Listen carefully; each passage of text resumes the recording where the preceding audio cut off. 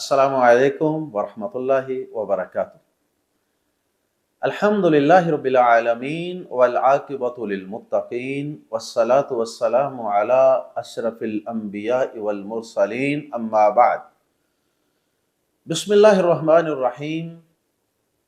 عن جابر رضی اللہ تعالی عنہ قال لعن رسول اللہ صلی اللہ علیہ وسلم آکل الربا ومؤکلہ وکاتبہ وشاہدیہ وقال ہم سواء، رواہ مسلم۔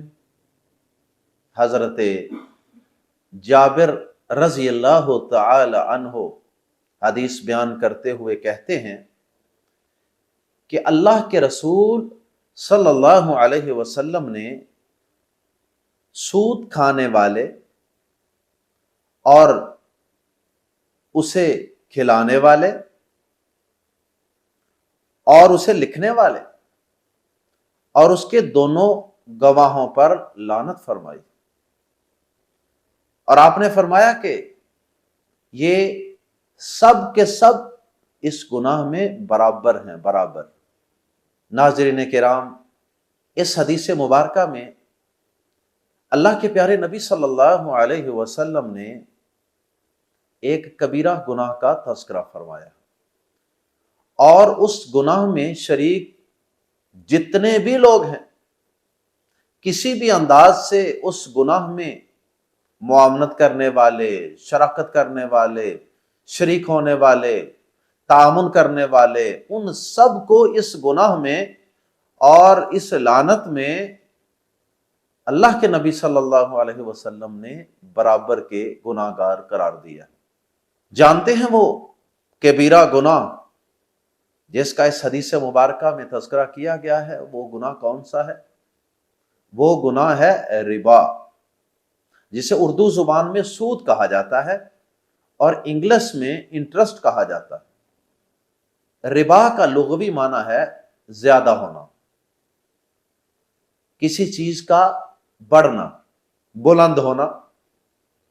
چونکہ جو انسان سود کھاتا ہے یا سود لیتا ہے اپنے مال پر، کسی چیز پر، اسے بظاہر یوں لگتا ہے کہ میرا مال بڑھ رہا ہے، لیکن حقیقت میں وہ مال کوانٹیٹی میں وقتی طور پہ بڑھتا ہوا نظر آ رہا ہوتا ہے، لیکن اللہ کی طرف سے اس گناہ کے اندر بہت زیادہ نحوست اور بے برکتی ہوتی ہے۔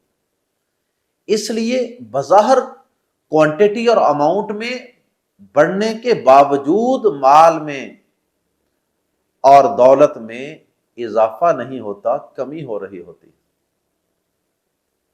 اور یہ بات میں اپنی طرف سے نہیں کہہ رہا، قرآن مجید کے الفاظ، سورۃ البقرہ، اللہ رب العزت فرماتے ہیں یمحق اللہ الربا، سود کو اللہ رب العزت تباہ و برباد کرتا ہے، مٹاتا ہے، وَيُرْبِي الصَّدَقَاتِ، اور اللہ پاک صدقات و خیرات کے نظام کو بڑھاتا ہے۔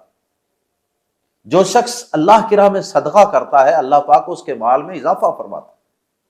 اور صحیح مسلم شریف کی حدیث بھی ہے، پیارے نبی صلی اللہ علیہ وسلم نے فرمایا ما نقصت صدقۃ من مال، صدقہ مال میں کسی قسم کی کوئی کمی نہیں کرتا۔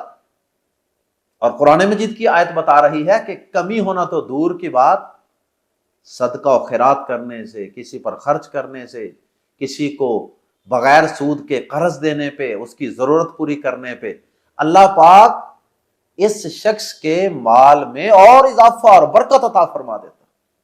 تو یاد رکھیں کہ سود یعنی ربا، سود اور صدقات و خیرات، یہ بالکل دو متضاد نظام ہیں، یہ بالکل دو متضاد اور مخالف نظریات، سوچوں کا نام ہے۔ ایک طرف سودی نظام، یہودیوں کا پیدا کردہ، کافروں کا پسندیدہ نظام، سودی نظام، اور ایک طرف اللہ کا پسندیدہ نظام، دین اسلام کا پسندیدہ نظام، وہ ہے صدقات، وہ ہے خیرات، وہ ہے ہمدردی، وہ ہے خیر خواہی، وہ ہے رحم دلی۔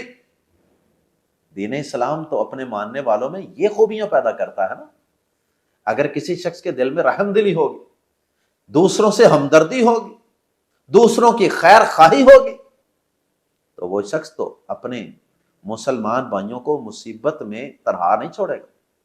اس کی رحم دلی کا یہ تقاضا ہوگا، اس کی ہمدردی اور اسلامی اخوت کا یہ تقاضا ہوگا کہ وہ اپنے مسلمان بھائی کو کچھ مال یا تو قرض دے دے، اور یا پھر ویسے ہی اللہ کی رضامندی کے لیے، آخرت میں اللہ سے اجر لینے کے لیے اس پر ویسے ہی خرچ کر دے۔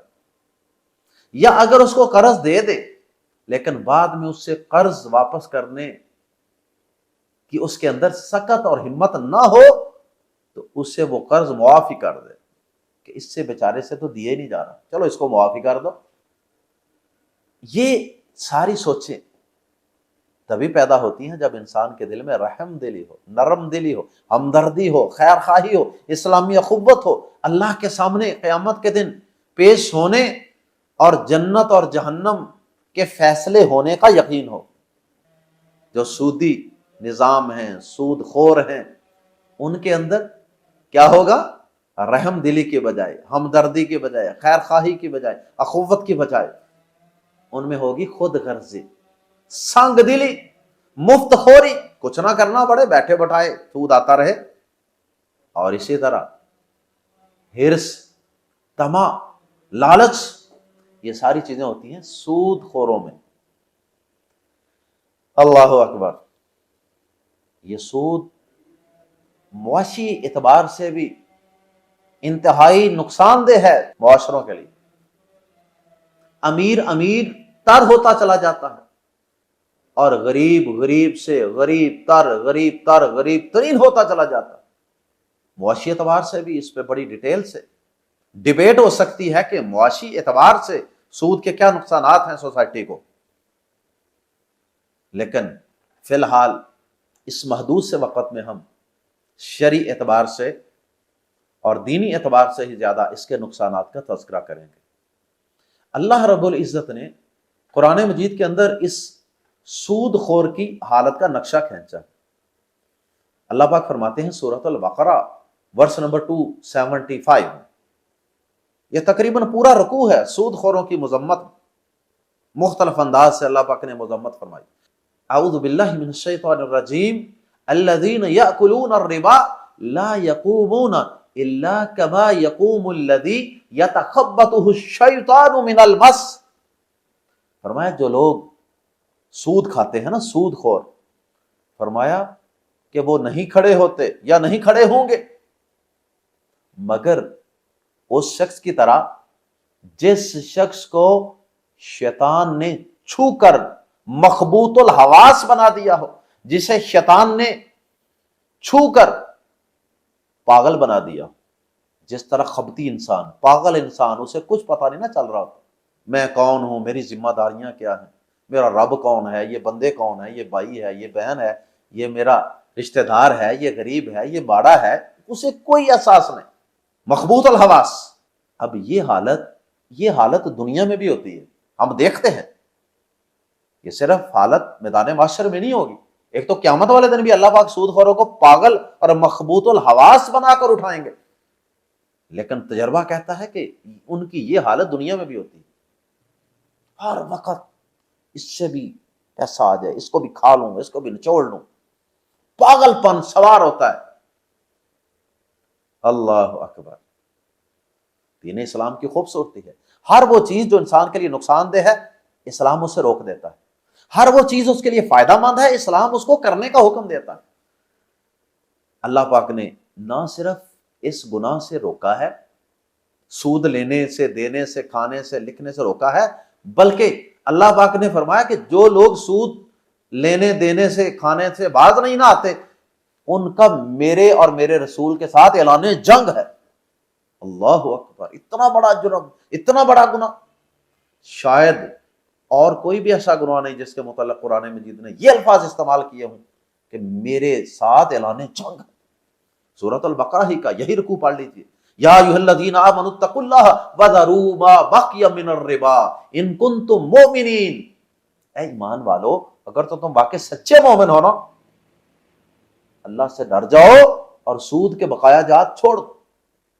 اگر کسی سے سود لینا ہے نا، جو لے چکے ہو لے چکے، اب آگے سود لینا چھوڑ دو۔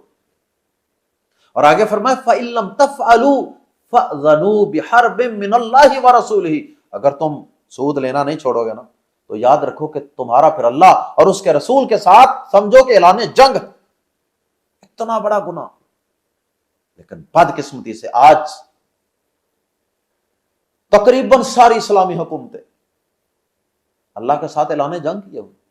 حکومتی سطح پہ بھی ہمارا اعلان جنگ ہے، انفرادی سطح پہ بھی۔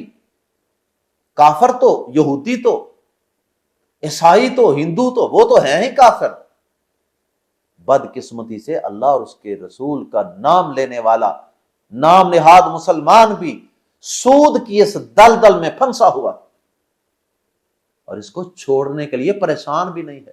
نہ ہماری حکومتیں پریشان ہیں چھوڑنے کے لیے، نہ ہماری عوام پریشان ہے، الا من رحم ربی، کوئی خال خال۔ اور پھر کہتے ہیں جی ہم ڈوب گئے، ہم مر گئے، ہم مر گئے۔ پھر اللہ کی طرف سے سزا تو ملنی ہے نا۔ معیشت ہچکولے کھا رہی ہے بری طرح، قحط پڑے ہوئے ہیں ہر طرف۔ بھئی اللہ کی نافرمانی کر کے، اللہ سے اعلان جنگ کر کے بھلا انسان کس طرح فلاح پا سکتا ہے؟ کوئی معاشرہ، کوئی حکومت، کوئی ملک، کوئی خاندان، کوئی فیملی، کوئی فیکٹری، کوئی کمپنی کس طرح فلاح پا سکتی ہے؟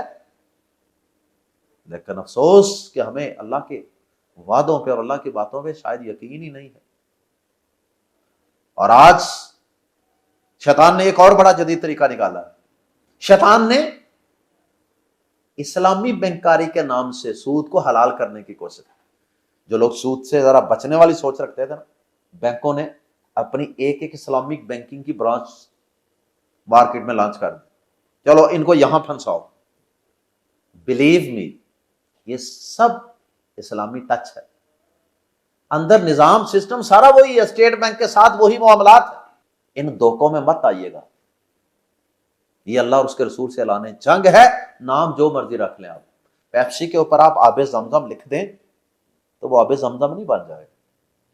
آپ خنزیر کے اوپر بکرا چھترا لکھ دیں تو وہ حلال نہیں ہو جائے گا، یا اس کی کھال چڑھا دیں۔ اللہ اکبر، یہ کبیرہ گناہ ہے، کبیرہ گناہ۔ اللہ اور اس کے رسول سے اعلان جنگ ہے، بچ جائیں۔ صحیح بخاری میں حدیث ہے، نبی صلی اللہ علیہ وسلم نے فرمایا اجتنبوا السبع الموبقات، 7 تباہ کن گناہوں سے بچ جاؤ، تباہ کر دینے والے، ہلاک کر دینے والے گناہوں سے بچ جاؤ۔ ان 7 چیزوں میں سے ایک چیز ہے سود کھانا۔ آج بینکوں کے اندر سیونگ اکاؤنٹ ہیں، کرنٹ اکاؤنٹ ہیں، پی ایل ایس، بڑا کچھ، کہیں انشورنس ہے، انعامی بانڈز ہیں، یہ سب سلسلے ان سے بچ جائیں۔ سیونگ اکاؤنٹ اور پی ایل ایس، ان کے تو حرام ہونے میں کوئی شک نہیں۔ جو کرنٹ اکاؤنٹ ہوتا ہے اس میں آپ یہ کہتے ہیں جی مجھے سود نہیں چاہیے، میں نے ویسے امانت کے طور پہ اپنے پیسے رکھوانے، اس کو بعض اہل علم جائز کہتے ہیں، لیکن اس سے بھی اگر بچ جائیں تو بہتر۔ اس میں بھی کوشش کریں کہ صرف اور صرف آپ پیسے ٹرانسفر کرنے کے لیے یوز کریں، کیونکہ آپ اس میں جب زیادہ دیر پیسے رکھتے ہیں، آپ کے پیسوں کو بینک یوز کرتا ہے اور لوگوں کو سود پر قرض دیتا ہے، لون دیتا ہے، اور پھر ان سے سود لیتا ہے۔ آپ اس میں معاونت کرتے ہیں نہ چاہتے ہوئے بھی۔ تو بہرحال یہ جو اکاؤنٹ ہے کرنٹ اکاؤنٹ، یہ انتہائی مجبوری میں کھلوائیں اور انتہائی کم استعمال کریں، اور باقی جو اکاؤنٹ ہیں وہ تو بالکل ہی ناجائز اور حرام ہے، اس میں تو کوئی ڈاؤٹ ہی نہیں۔ اسی طرح یہ انشورنس یا بیمہ، اس میں سود بھی ہے، اس میں جوا بھی ہے، حرام ہے۔ اسی طرح یہ انشورنس بھی حرام ہے، اسی طرح یہ انعامی بانڈ، ان کے اندر بھی سود بھی ہے، جوا بھی ہے، یہ سب صورتیں حرام ہیں، ان سے بچ جائیں۔ آخر میں آتے ہیں حدیث کی طرف۔ پیارے نبی صلی اللہ علیہ وسلم نے اس حدیث مبارکہ میں صرف سود کھانے والے پر لعنت نہیں فرمائی۔ اس حدیث سے یہ بھی معلوم ہوا کہ یہ لعنتی کام ہے، لعنتی، یہ بھی اس کا ایک نقصان ہے کہ اللہ کے رسول کی زبان سے لعنت ہوئی ہے اس شخص پر، سود کھانے والا، سود کھلانے والا یعنی دینے والا، اور سود کو لکھنے والا، کاتب۔ یہ بینکوں میں جو لوگ جاب کرتے ہیں، کسی فیکٹری میں جاب کرتے ہیں، اگر وہاں سودی لین دین کا سارا آپ حساب رکھتے ہیں، کھاتا مینٹین کرتے ہیں، اکاؤنٹ، سمجھ جائیں آپ اس لعنت میں برابر کے شریک ہیں۔ بچ جائیں ایسی جاب نوکری سے، بڑی بڑی پرکشش تنخواہوں سے بچ جائیں، اللہ کی قسم تباہی ہے، لعنت ہے، جنگ ہے، پاگل پن ہے، اور وقتی فائدوں کو نہ دیکھیں، بے برکتی ہے، برکت اٹھ جائے گی۔ اللہ پہ توکل کریں، اور اگر کوئی آپ ایسا کام کر رہے ہیں توبہ کر لیں۔ اور آگے فرمایا وَشَاهِدَيْهِ، اور سود لینے دینے میں جو دو گواہ بنائے جاتے ہیں یا جتنے بھی گواہ، وہ دونوں بھی اس لعنت میں برابر کے شریک ہیں۔ دیکھ لیں کتنا بڑا جرم ہے، کھانے والا، کھلانے والا، لکھنے والا، گواہ بننے والا، سب لعنتی، سب برابر کے شریک۔ اللہ تعالی ہم سب کو اس سود جیسی لعنت سے محفوظ فرمائے۔ اللہ پاک ہمیں رزق حلال سے محبت عطا فرمائے، حرام سے اللہ ہمیں بھی اور ہماری آئندہ نسلوں کو بھی محفوظ فرما لے۔ سبحانک اللہم و بحمدک، اشہد ان لا الہ الا انت، استغفرک و اتوب الیک۔